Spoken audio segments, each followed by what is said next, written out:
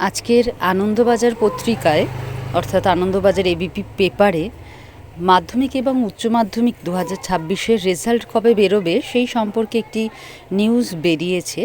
সেখানে কি বলা আছে পুরোটাই আমি তোমাদের পড়ে দিচ্ছি, শুনতে থাকো। ভোট মিটলেই মাধ্যমিক উচ্চ মাধ্যমিকের ফল।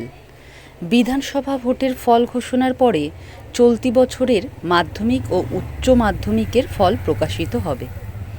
মধ্যশিক্ষা পর্ষদ এবং উচ্চ মাধ্যমিক শিক্ষা সংসদ সূত্রের খবর, দুটি পরীক্ষারই উত্তরপত্র মূল্যায়ন শেষ হয়ে নম্বর জমা পড়ে গিয়েছে। কিন্তু তারপরেও ভোটের ফল ঘোষণার আগে পরীক্ষার ফল প্রকাশ করা কার্যত অসম্ভব।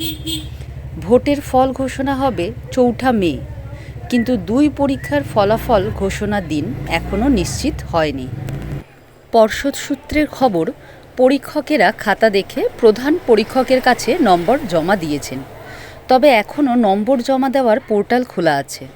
কোনো পরীক্ষক উত্তরপত্র নিয়ে কোনো মতামত দিতে চাইলে বা কিছু পরিবর্তন করতে চাইলে তা করতে পারবেন। এই পোর্টাল বন্ধ হওয়ার পরে ফল প্রকাশের দিন নির্দিষ্টভাবে বলা যাবে।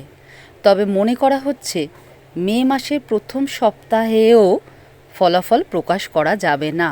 পর্ষদের এক কর্তা বলেন, মাধ্যমিকের ফল ওয়েবসাইটে প্রকাশের কয়েক ঘন্টার মধ্যেই পড়ুয়ারা স্কুলে গিয়ে মার্কশিট ও সার্টিফিকেট নেয়। এদিকে ভোট শেষেও কিছু স্কুলে কেন্দ্রীয় বাহিনীর শিবির থেকে যায়। স্কুল ফেরত না পেলে তো মার্কশিট ও সার্টিফিকেট দেওয়া যাবে না।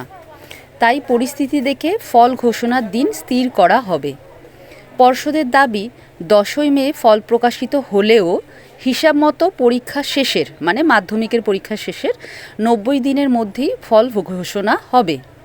উচ্চ মাধ্যমিক শিক্ষা সংসদ জানিয়েছে তাদেরও পরীক্ষার ফল সংক্রান্ত কাজ প্রায় শেষ। তবে প্রতি বছরই মাধ্যমিকের ফল বেরোনোর পরে উচ্চ মাধ্যমিকের ফল বেরোয়।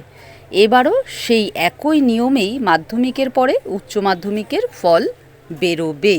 তার মানে যেটা আগেই বলেছি যে ভোটের রেজাল্টের পরে অর্থাৎ মে মাসের দ্বিতীয় সপ্তাহে, ওই যেমন ধরা হচ্ছে এখানে যেমন বলা হলো 10 মের কাছাকাছি ডেটে মাধ্যমিকের রেজাল্ট বেরোবে, আর তার ওই সপ্তাহেই 2-3 দিন পরেই উচ্চ মাধ্যমিকের রেজাল্ট বেরিয়ে যাবে।